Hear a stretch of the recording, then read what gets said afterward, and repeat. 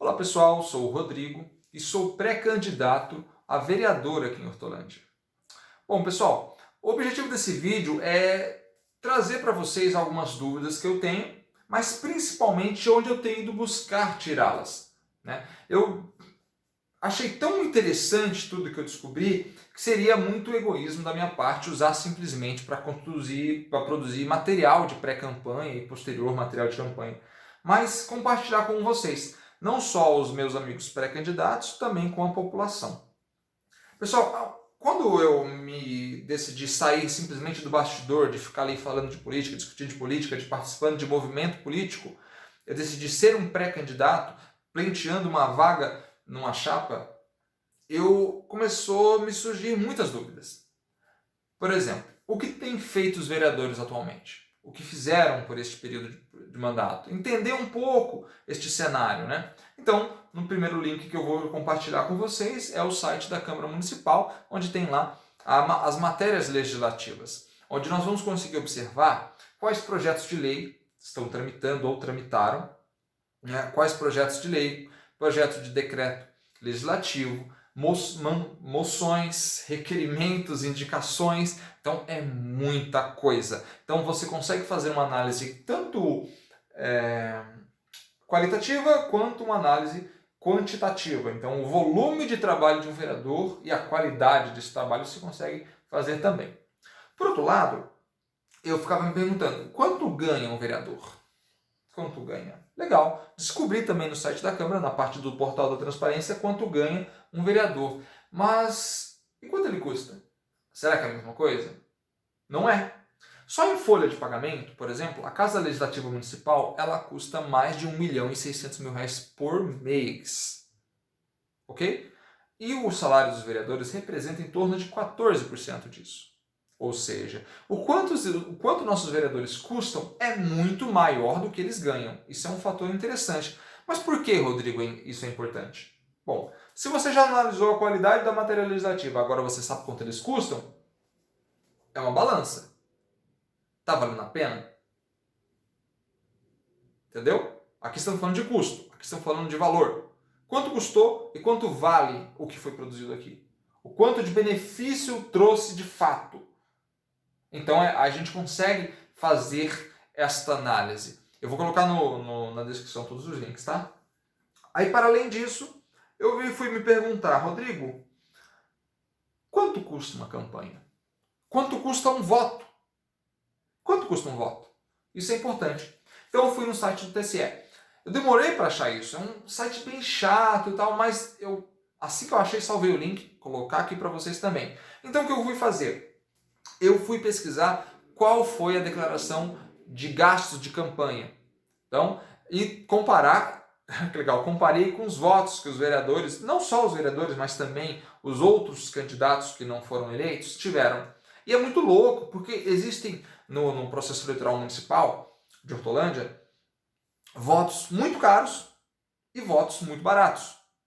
Então tem candidatos não eleitos que gastaram muito mais do que candidatos eleitos. É muito curioso. E o vice-versa. É uma loucura. Então é bem interessante a gente entender esses cenários, como se comporta. Pô, nem sempre o dinheiro valeu a pena, foi a questão do voto. Ou até entender, pô, eu lembro da candidatura daquele cara lá. Ele declarou que só gastou só isso. Será que não tem nada errado? Então começam a surgir pequenas dúvidas e a gente vai tentando entender como se comporta todo esse cenário. Tá legal? Aí eu fiquei me perguntando, sobre política sempre tem os piores boatos. Será que um político enriquece mesmo sendo político? E aí, Rodrigo, como você vai descobrir isso? Pessoal, não só os vereadores eleitos, mas vários outros candidatos participaram de vários processos eleitorais. Ou seja, 2012, 2016, 2008. Ou seja, as suas declarações de bens estão lá, no site do TSE. Então o que eu fiz? Eu fiz um levantamento comparativo de quanto tinha no começo do mandato e quanto tinha no final do mandato, que é a eleição subsequente. E eu descobri, para minha surpresa, que alguns de nossos vereadores tiveram um crescimento patrimonial para muito além do que ganharam em salário na vereança. O que isso quer dizer, Rodrigo? Você está fazendo alguma acusação? Não, não estou acusando nada. Mas o que é interessante? Se o vereador, na sua vida privada, está sendo tão eficiente em elevar seu patrimônio para muito além do seu salário como vereador, né? É mais um patrimônio, mais um parâmetro para que eu compare do lado de cá qual é a qualidade do seu material legislativo. E entenda mais ainda esse cenário. Então, foi isso que eu fui buscar, para tirar essa dúvida e conhecer este cenário, conhecer os políticos locais. E eu recomendo isso também. Legal? E a última dúvida que eu tinha é o seguinte: sempre tem essas boatos de que muitos vereadores são submissos ao executivo. Pô, mas como assim? Por básico é que o legislativo é independente.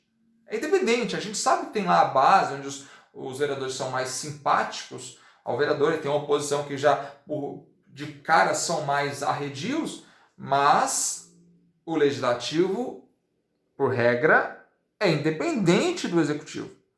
A principal função do legislativo é fiscalizar, principalmente no municipal, que pouca lei tem vigor, onde o Estado e o Federação País tem muito mais poder do que os vereadores. Então, o que me resta, efetivamente, é fiscalizar. Então, por que esses boatos de que o vereador é muito submisso ao prefeito e vota tudo favorável? Então, olha que legal, pessoal. É um site que eu vou pôr o link, mas não quero falar tanto dele ainda, que eu vou falar no outro vídeo, mas no Diário Oficial do município, você consegue descobrir os nomes que são nomeados. E é aí que eu fui atrás de esclarecer esses boatos.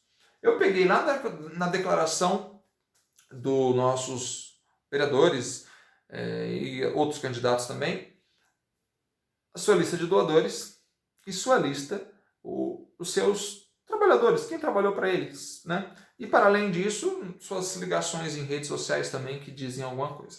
E aí comparei no Diário Oficial, peguei nomes aqui e joguei aqui. E aí fui percebendo algumas coincidências de pessoas ligadas aqui, nos vereadores, com indicações ou... não sei qual, esqueci agora o nome do procedimento, mas quando a pessoa é nomeado para um cargo de comissão, chefia, qualquer coisa do tipo. Então havia ali uma ligação entre nomeações a grupos políticos. Grupos políticos no sentido de candidatos com expressiva votação, lideranças partidárias, então, e lideranças de político especial, de vereador especial. Então existe sim uma ligação entre nomeações e o grupo político ligados à vereança. Então eu concluí que sim, essa teoria é verdadeira.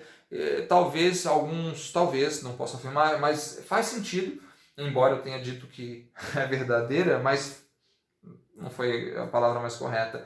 Existe sim indícios de que esse boato pode fazer sentido, de que alguns vereadores têm um grau de submissão por conta desse trabalho aqui, dessas lideranças partidárias e candidatos de legenda que tiveram votação mediana e precisam então ser agraciados com cargos. Então isso é um outro cenário que eu descobri estudando tudo isso.